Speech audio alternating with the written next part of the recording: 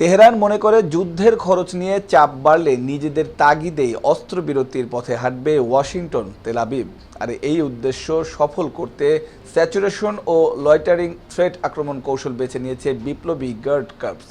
গেল শনিবার খামেনিকে হত্যার পর ইসরায়েলের অভ্যন্তরে ও মধ্যপ্রাচ্যে যুক্তরাষ্ট্রের দূতাবাস, সামরিক ঘাঁটিতে হামলা শুরু করেছে ইরান। কমব্যাট এরিয়াল যুদ্ধযান থেকে ছোড়া হচ্ছে শত শত ড্রোন ও ব্যালিস্টিক ক্ষেপণাস্ত্র।